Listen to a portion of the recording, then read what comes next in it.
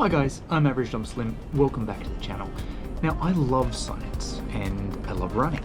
Crazy, right? But in this age of misinformation with the trends and the fads and the Instagrams and the TikToks, it's hard sometimes, often, to cut through all the misinformation and find what is truly real, what is good for my running, and what is backed by science. So at the moment, I'm rebuilding my regime basically from scratch. But as I put the pieces together, I want to make sure that everything that I am doing is backed by science.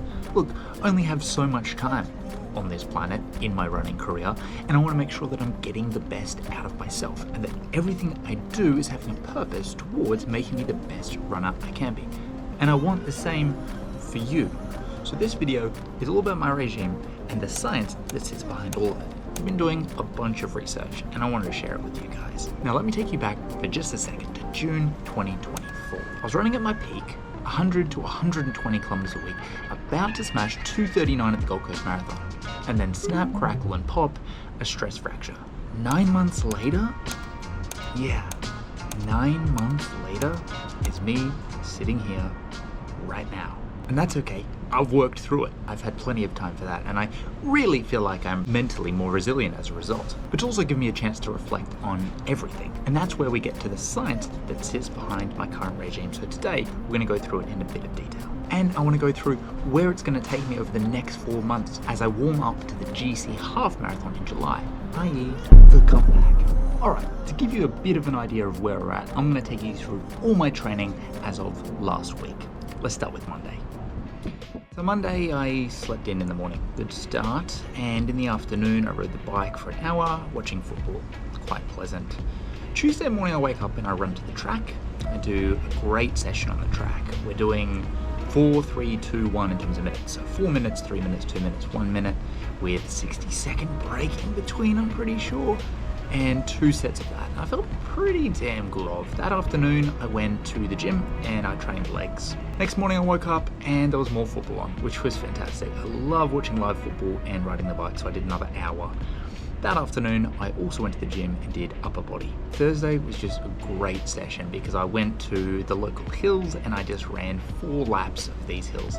Up and down and up and down and up and down and up and down. I probably didn't need to say all of them, but I felt quite good. I would usually only run 4 times in a week, but this week I ran 5 times, but I split up an hour run between Friday and Saturday. So I did a Friday afternoon run just on the beach in my bare footies, which was really nice.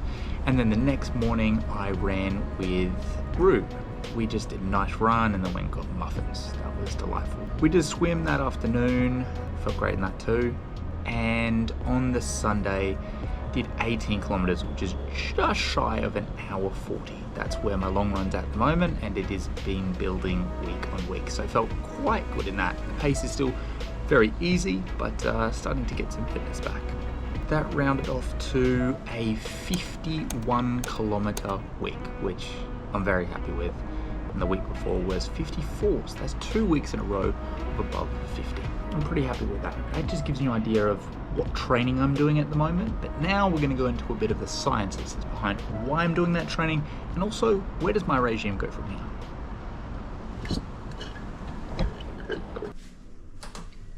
Hi, so there is a tropical cyclone off the coast of Queensland, swirling the Pacific Ocean, and it is expected to make landfall. More than 4 million Australians will be impacted by what's to come. Many are already experiencing heavy rain, high winds and the effects of coastal surges. What you might not know about me is that I kind of have a kink for the apocalypse, so while it looks a little crazy out there at the moment, I think it'd be pretty fun for a run.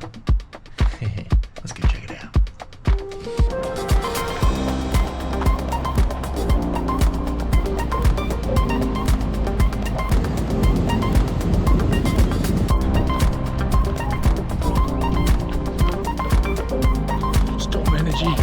I love it.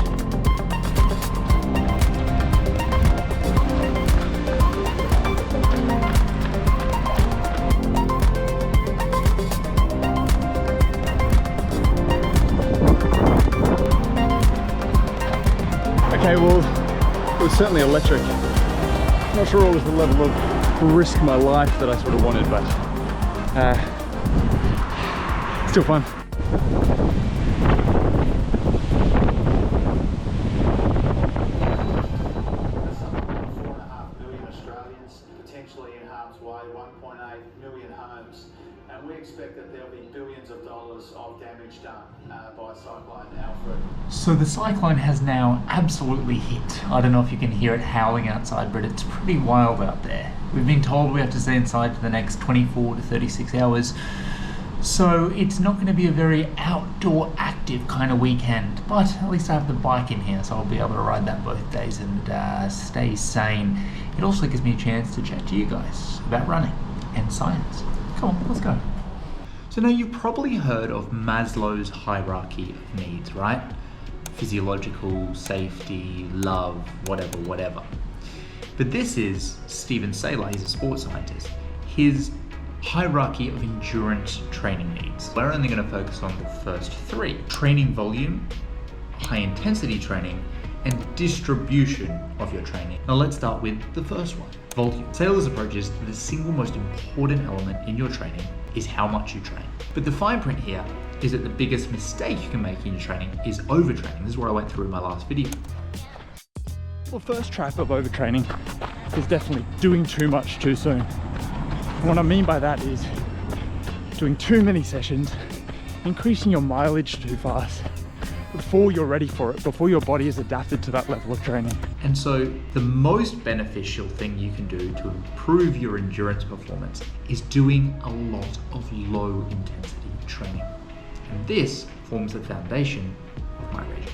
The studies have actually told us that there is a correlation between race performance and how much mileage you do. It's going to be different for everyone in terms of how much you're able to do in a week, your actual capacity, the time in your week, and your susceptibility to injury. So if you're starting from scratch, or you're a casual or you're a beginner recreational runner, and you're looking to do something like a half marathon, the studies have actually told us there's a positive correlation between the outcome of your race performance in a half marathon and doing more than 32 kilometers a week in your training, as well as at least a 21 kilometer long run.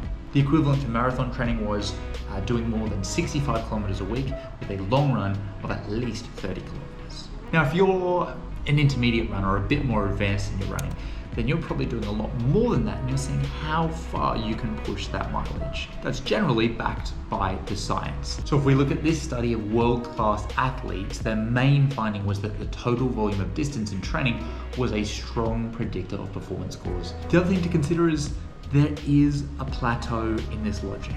So someone running 250 kilometers or 300 kilometers in a week is not necessarily going to be the best athlete in the world. At some point, this does start to taper, it does start to plateau. And that plateau even is backed by science, but we'll get to that a little later on. So right now, as you saw, I'm running about 50 kilometers a week, and I'm trying to continue slowly building that week on week. As you probably know, in the context of my injury and everything else, I do a lot of cross training. And that cross training is important because it helps me build my mileage.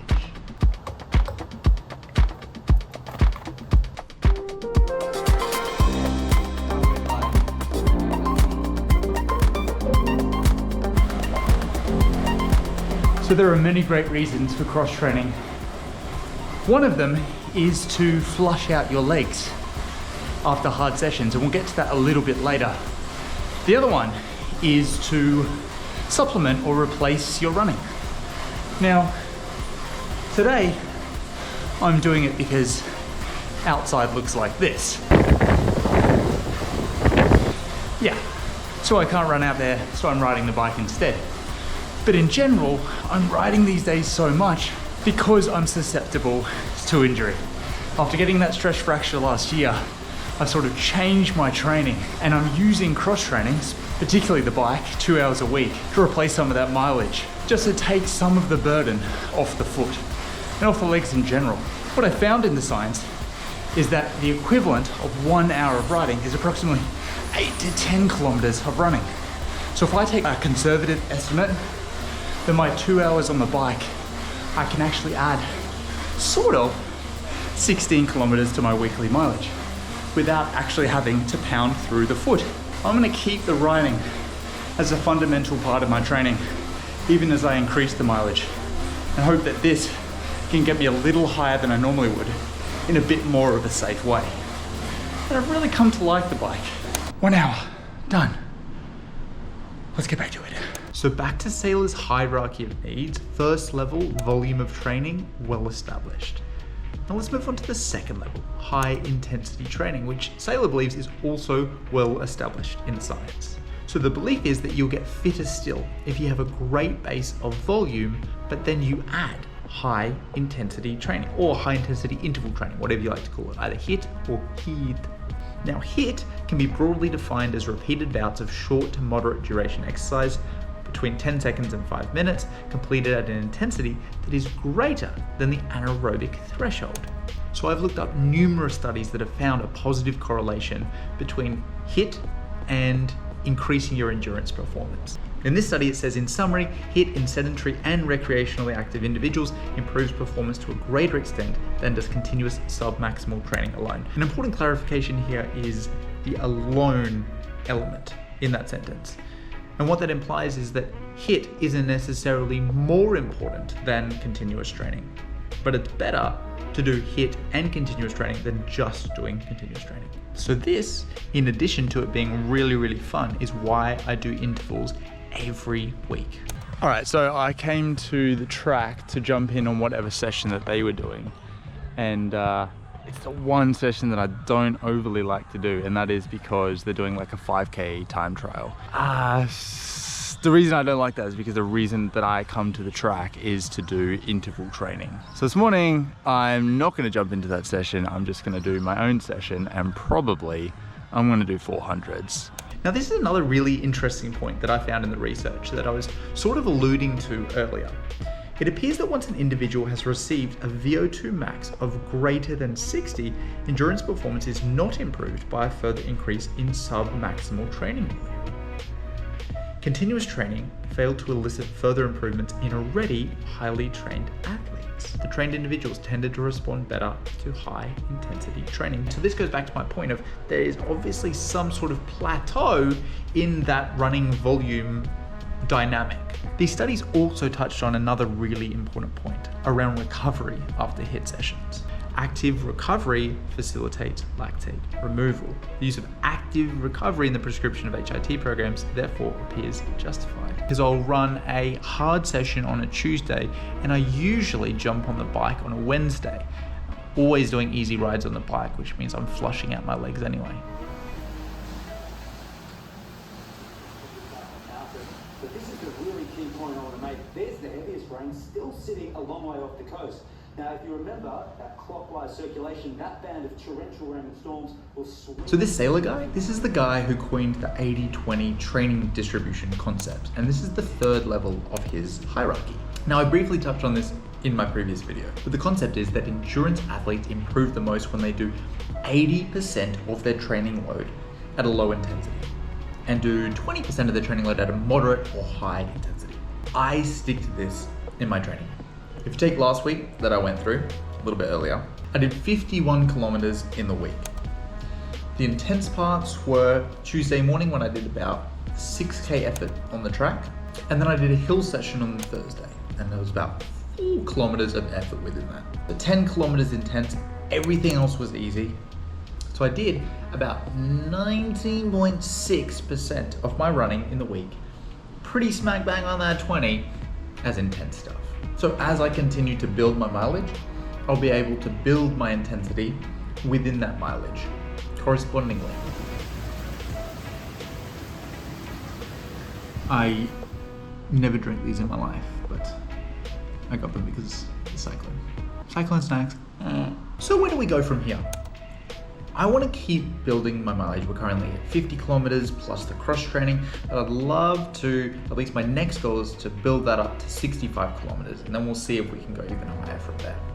The track sessions within that, I also want to build the efforts where I'm only doing about 6 kilometers at the moment. I'd love to build that up to about 8 kilometers within my track sessions. The last thing, perhaps most importantly for training for a half marathon, is introducing or reintroducing threshold training. Now, I haven't done this for a very long time. It's coming close to a year since I've done threshold training. And to be honest, I didn't like it. But when I did do it, I did see a huge increase in my performance. My half marathon saw some pretty big improvements over a small amount of time. It's over a 90-second PB for me, and that's considering the wicked hills. It's given me great confidence. He's been just going from strength to strength recently. He ran 1:11.42, which again on that course is a cracking time. And I largely credit that to the threshold training within my regime, as well as doing a lot of mileage. Now, that's just anecdotal. Now, threshold training, is it scientifically based? Absolutely. Threshold training may increase the capacity of muscles to produce and use lactate as an alternative energy source, thereby delaying the onset of fatigue and improving endurance performance. That is just science talk for saying doing threshold training can make you a better endurance runner. So this also goes back to this fantastic study that I looked at a little while ago that sort of ranked the different types of training and their importance. And it found that easy running was ranked number 1, followed by short interval training and tempo running. And tempo running is not exactly the same as threshold, but it's in the same category. It also showed that long interval training does not have a positive correlation with running performance. And I found that really interesting. I make sure that I'm keeping my intervals quite short. Now, with my training, there's always more refining I can do and always more research I can do. So I'm totally open to look into new things. In fact, I'm still looking into things myself, things that didn't make it into this video. Things like the science around barefoot running, the science around creatine, the science around, I had one more. I'm also really keen to hear what you guys think of the science I've gone through today, about your regimes, things you're doing, or science that you've heard that I might be able to look into. So let me know in the comments below. At the end of the day, to go back to Maslow's hierarchy of needs, I am very lucky that I have food in my fridge and a roof over my head, and I have that beautiful girl, and I've got you guys, and I've got this. I'm average dog slim. Do the right thing.